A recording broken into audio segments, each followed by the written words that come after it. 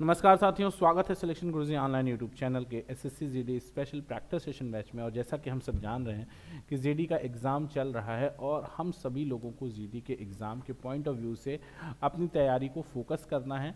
हम डिस्कस करेंगे आपसे आज मैथमेटिक्स के वो क्वेश्चंस जो एसएससी जीडी के एग्ज़ाम के पैटर्न्स और उसके लेवल के अकॉर्डिंग है।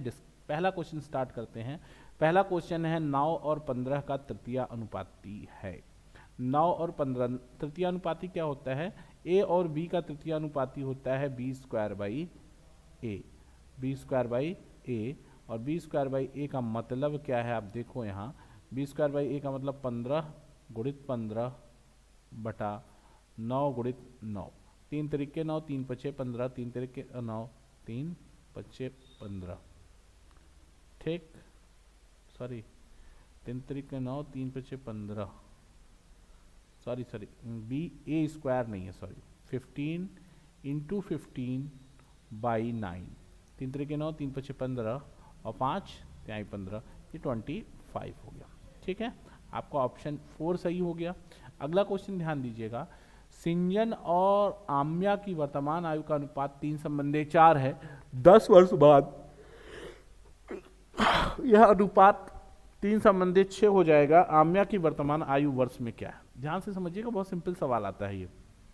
और देखो कैसे कर पाओगे। ये वाला सवाल तो और भी सिंपल है क्योंकि एकदम पैटर्न पे सेट हो रहा है। संजन है और आम्या है, तो संजन की वर्तमान में क्या आयु का अनुपात क्या है? संजन की आम्या से वर्तमान में है 3:4। 10 वर्ष बाद, 10 वर्ष बाद क्या स्थिति बन रही है दोस्त? 10 वर्ष बाद ये हो जाता है 5:6। इधर भी 2 की वृद्धि है और इधर भी 2 की वृद्धि है, और ये 2 बराबर हो जाएगा 10 साल, तो 1 बराबर 5 साल। तो कह रहे हैं आम्या की वर्तमान आयु, तो आम्या 4 है, तो 4 गुणित 5 बराबर 5 के 20 साल। ये आपका ऑप्शन 4 सही हो जाएगा। यहाँ तक कोई तकलीफ नहीं है, कर लोगे। अगला क्वेश्चन ध्यान देना। 10 मीटर लंबे, 8 मीटर चौड़े और 6 मीटर ऊंचे कमरे में रखी जा सकने वाली लंबी छड़ की लंबाई कितनी होगी? ध्यान से समझिएगा। √10 का स्क्वायर प्लस 8 का स्क्वायर और प्लस 6 का स्क्वायर, यही फॉर्मूला होता है घनाभ में रखे जा विकर्ण का, घनाभ के विकर्ण का। और विकर्ण ही वो लंबाई होती है जिसमें सबसे लंबी चीज रखी जा सकती है।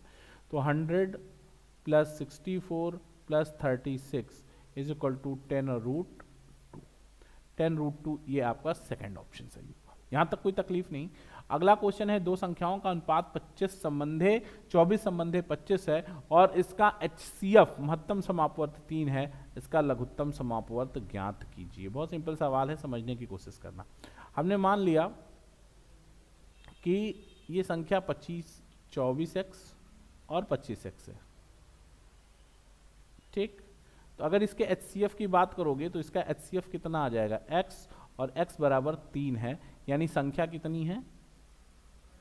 संख्या होगी 24 गुणित 3 बराबर 72 और 25 गुणित 3 बराबर 75।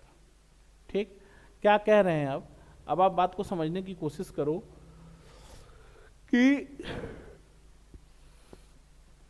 आपसे एलसीएम पूछा जा रहा है कि 72 और 25 का एलसीएम क्या होगा। तो आपको पता है LCM into HCF is equal to first into second.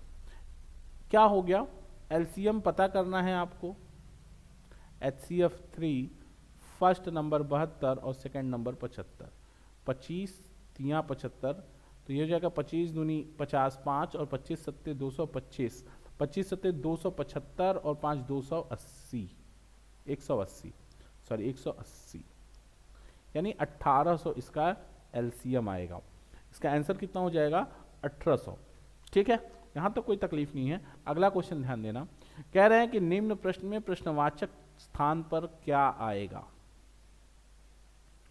बच्चों ध्यान देना, ये है क्या question? 15 divided by 3 plus 14 into 5 divided by √361। अब 15 में 3 से भाग देंगे तो 5, और 5 प्लस 14, ये ब्रैकेट हो गया क्लोज, और गुणित 5 भागे 19। तो 9 5 14 9 5 19 गुणित 5 भागे 19, भाग दे दोगे 19 19 से खत्म हो जाएगा, आंसर आ जाएगा 5। सेकेंड ऑप्शन है, वर्ड मास से लग जाएगा। ठीक है, अगला क्वेश्चन, एक व्यापारी 414 रुपए में वस्तु बेचने पर 8% की हानि होती है, उस वस्तु का क्रय मूल्य ज्ञात कीजिए। बहुत सिंपल सवाल, समझने की कोशिश करना। अगर 8% की हानि होती है तो उसका मतलब क्या है, रिटर्न कितना होगा 92%, और 92% इज इक्वल टू 414 है, तो क्रय मूल्य 100% इज इक्वल टू क्या होगा 414 बाई 92 इंटू 100, और जब आप इसको सॉल्व करोगे तो 4.5 टाइम कटेगा, ये हो जाएगा 450, और यही आपका सेकेंड ऑप्शन सही है। कर लोगे, ठीक है, कोई तकलीफ नहीं ना। अगला सवाल कह रहे हैं कि 11 into 3 plus 45 divided by 9 plus 72 divided by 8 minus 5 plus 4 क्या होगा। तो पहले ब्रैकेट ही सॉल्व करते हैं। 11 इंटू 3 प्लस 45 में 9 से भाग दिया 5, और प्लस 9 8 72 माइनस 5 प्लस 4। अब बुढ़ा कर लोगे तो 33 प्लस 5 प्लस 9 और प्लस 4 माइनस 5 कर दोगे तो माइनस 5 से खत्म हो जाएगा, और 33 9 42 4 46 इसका आंसर हो जाएगा। पहला ऑप्शन सही हो जाएगा। क्लियर है।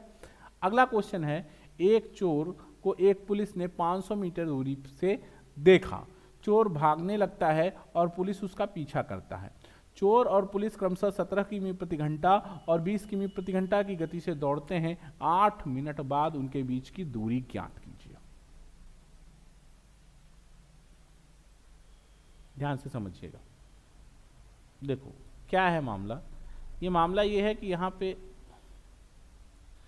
ये चोर है, सॉरी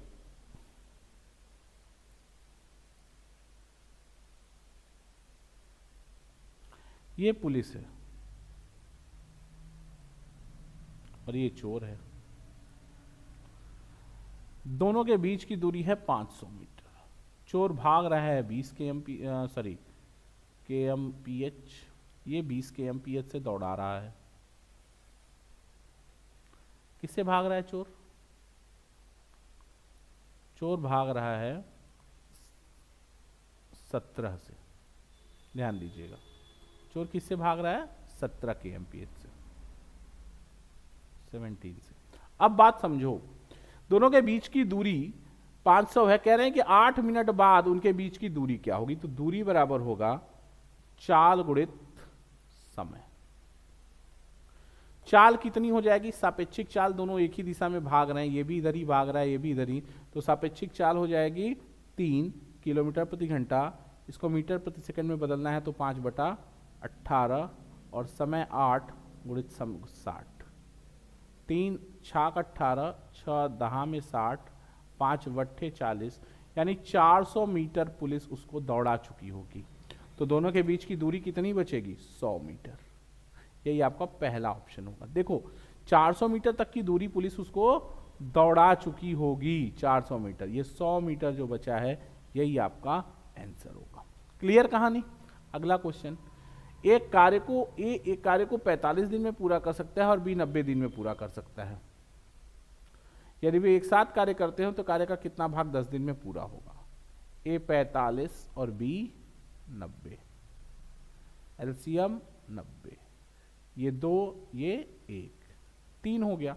10 दिन काम करेंगे तो 30 काम करेंगे, और 30 90 का कौन सा हिस्सा है? 1/3 हिस्सा है, यानी ऑप्शन हो जाएगा 1/3। अगला सवाल कह रहे हैं कि 2500 रुपए 22,500 रुपए पर 2 वर्ष में चक्रवृद्धि ब्याज ज्ञात कीजिए यदि पहले वर्ष के लिए ब्याज दर 5% और दूसरे वर्ष के लिए 8% है। तो ध्यान से समझिएगा कि 22,500 गुणित पहले वर्ष के लिए ब्याज 5% तो 105/100, ये मिश्रधन हो जाएगा, और फिर 1/108/100, 00 से खत्म हो गया। 25 9 225, 25 चौका 100, 4 दूनी 8, और ये 4 26 2 28 बार कट जाएगा ना, 4 7 28, और जब आप इसको कर लोगे तो ये आ जाएगा 25,000, कितना जाएगा? 25,500 15। ये अमाउंट हो गया, या मिश्रधन कह सकते हैं आप इसको, ये मिश्रधन हो गया। आपको ब्याज पूछ रहा है तो 22,500 इसका मूलधन था, तो ब्याज हो जाएगा 3,015। ये आपका ऑप्शन होगा 3,015, पहला ऑप्शन। ये सब एसएससी जीडी के एग्जाम के पॉइंट ऑफ व्यू से बहुत ही बेहतरीन सवाल थे। आप ऐसे सवालों की ही प्रैक्टिस करिए, बहुत हाई फाई क्वेश्चन करके जाने की जरूरत नहीं। देखते रहिए एसएससी जीडी के और विश्लेषणात्मक सवालों के लिए सिलेक्शन गुरुजी ऑनलाइन। जय हिंद, जय भारत।